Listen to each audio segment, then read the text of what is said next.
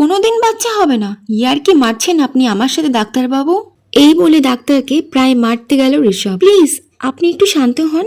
এই বলে স্বামীকে চুপ করাতে গেলে তখনই ঋষভ বলে ওঠে, এই চুপ কর বাজা মেয়ে ছেলে, অপায়া মেয়ে ছেলে, তোর জন্য আমার জীবন শেষ হয়ে গেল। তোর জন্য আমি সন্তান সুখ পাবো না। তোর মতো কালমুহী মেয়েকে বিয়ে করাটাই আমার জীবনের সব থেকে বড় ভুল ছিল। এই বলে রেগে তেড়ে গেল ঋষভ মনীষার দিকে। ঋষভ এমনিতেই রাগছোটা টাইপের। চেম্বারে ঋষভের এমন রূপ দেখে মনীষা একটু ভয় পেয়ে যায়।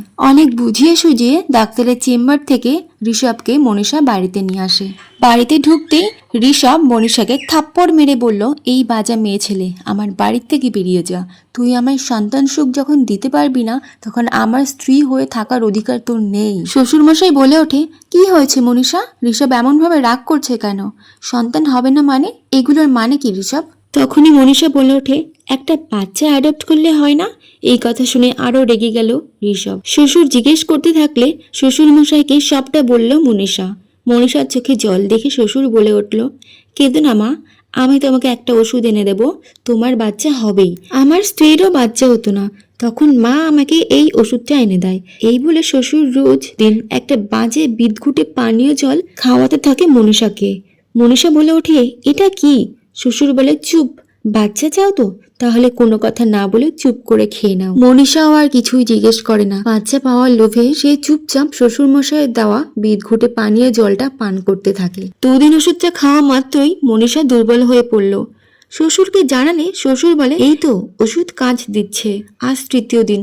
ওই পানীয়টা খাওয়ার কিছুক্ষণ পরেই মনীষার মাথার চুল উঠে আসে। আয়নায় মনীষা নিজেকে দেখাতে লাগলে তখন শ্বশুর বলে, তোমার কাছে চুল বেশি ইম্পর্টেন্ট নাকি তোমার বাচ্চা? মনীষা বলে ওঠে, বাচ্চা। ব্যাস মনীষা বাচ্চার কথা চিন্তা করে সেই পানীয় জল খেতে থাকে। শনিবার সন্ধে 6টায় ঋষভ অফিস থেকে বাড়িতে ফিরে মনীষার এমন রূপ দেখে বলে ওঠে, চেয়ে দেখো কেমন লাগছে তোমাকে। আমার পক্ষে তোমার সাথে এক বেডে শোয়া সম্ভব না। এই বলে ঋষভ চলে গেল পাশের রুমে ঘুমাতে। মনীষা ও ঋষভকে কিছুই বলতে পারল না। এমনিতেই মনীষা কিছু বলার পরিস্থিতিতেই নেই। চোখ দিয়ে শুধু জল পড়ে, ফ্যাল করে তাকিয়ে থাকে।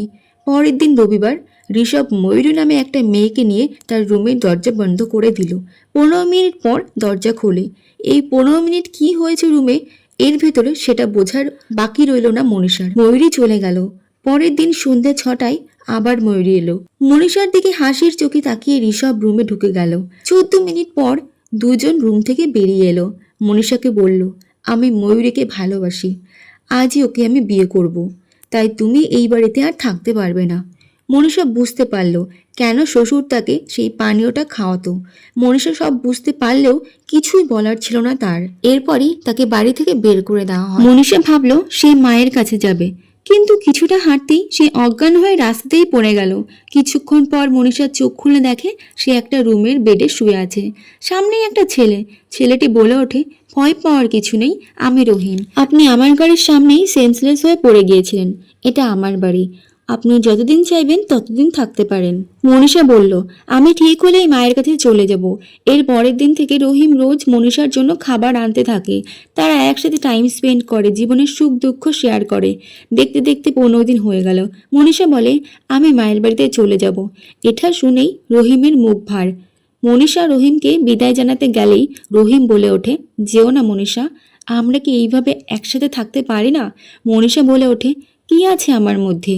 আমি তো কিছুই দিতে পারবো না তোমাকে, আমি বাজা, সন্তান সুখ দিতে পারবো না।